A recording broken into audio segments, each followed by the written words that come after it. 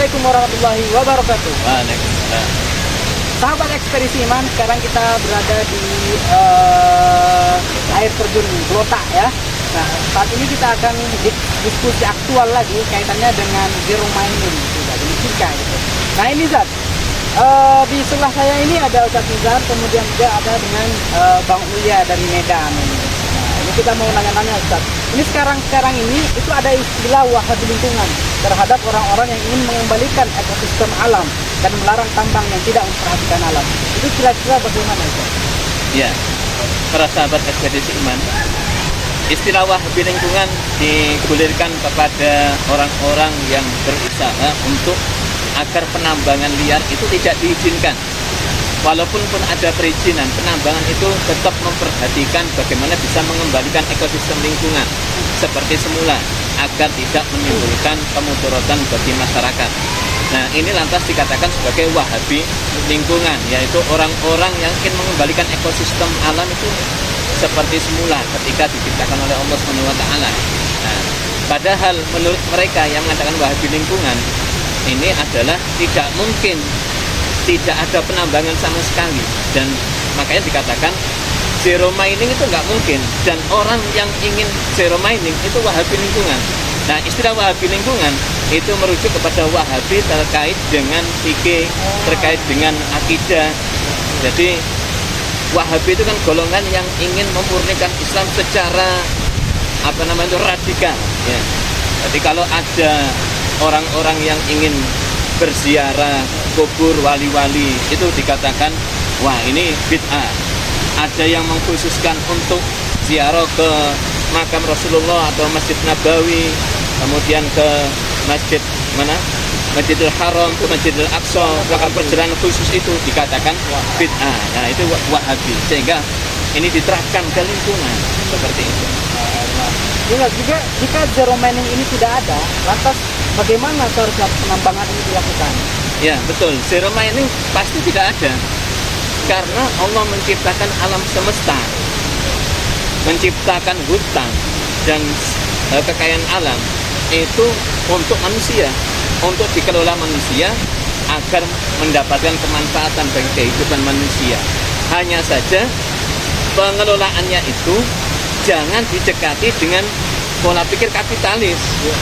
Kalau pola pikir kapitalisme itu yang adalah untung dan rugi.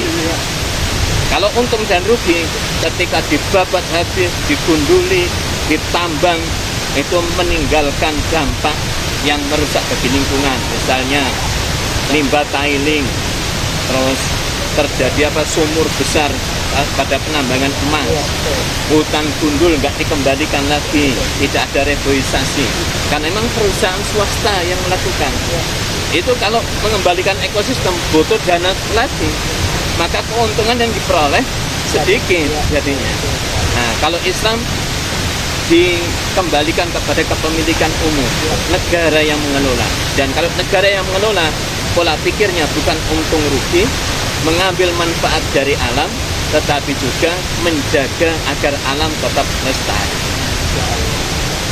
Terkait dan pengaturan dalam Islam pertambangan dan lingkungan, bisa dijelaskan pengaturan Islam terkait pertambangan dan perkebunan yang bukan dijadikan perkebunan?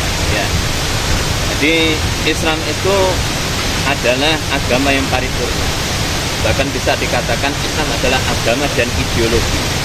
Istilah agama karena mengatur akidah dan ritual.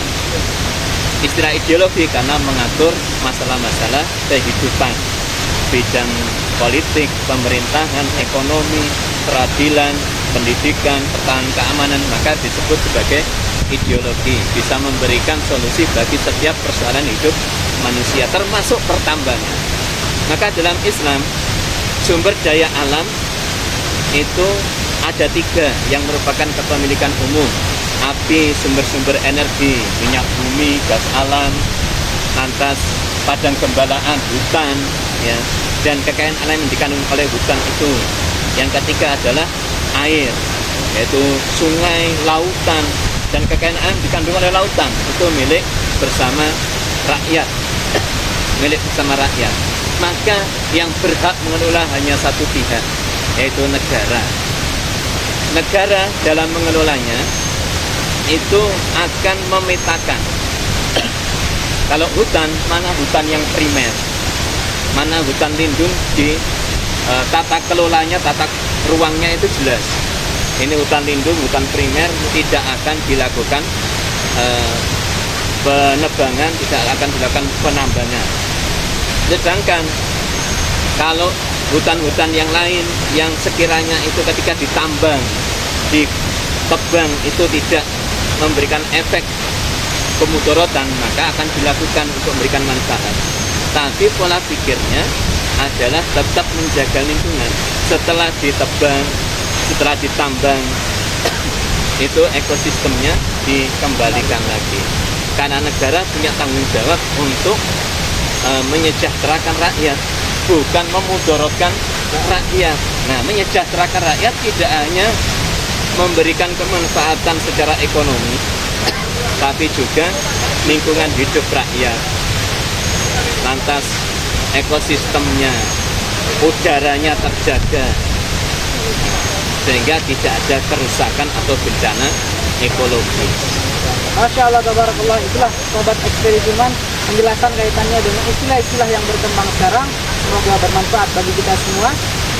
Sampai berjumpa di Ekspedisi Iman berikutnya. Assalamualaikum warahmatullahi wabarakatuh. Waalaikumsalam.